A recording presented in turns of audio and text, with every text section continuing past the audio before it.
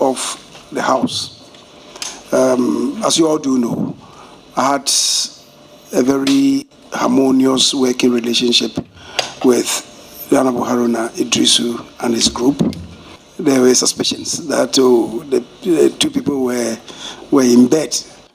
Nothing of the sort. If you're a majority leader, you have to facilitate government business, and you work harmoniously with the minority leader to achieve optimum effect for government business.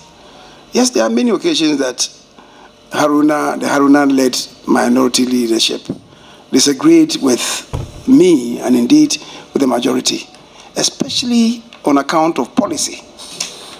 When the government and their party has taken a policy decision that cannot be reconciled with the policy decision of the MPP, certainly there will be hiccups and you may see some fireworks.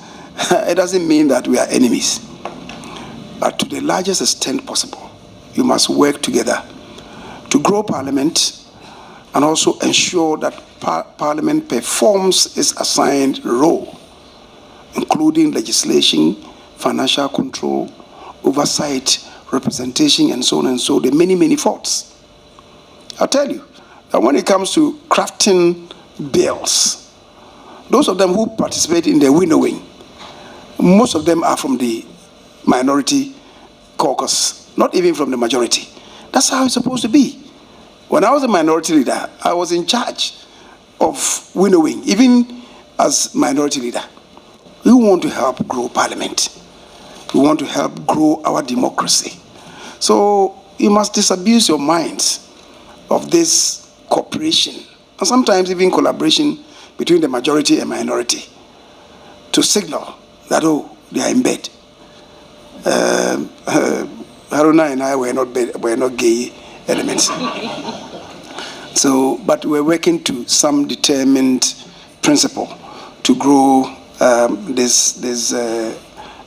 Parliament and our democracy.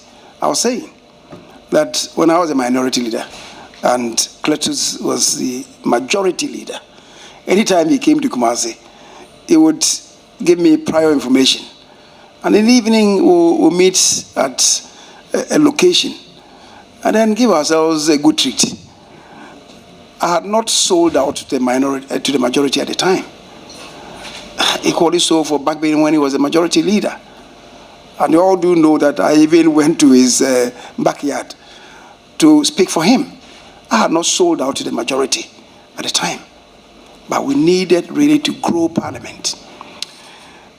And that's the kind of relationship that I had with Haruna. For 6 years, he was the minority leader. You necessarily have to cultivate his friendship. Ato is a close body, and I know he's very rational, and yet he's very stiff-necked when it comes to his policy positions. I hope I will not break the neck, but I'll twist it a bit.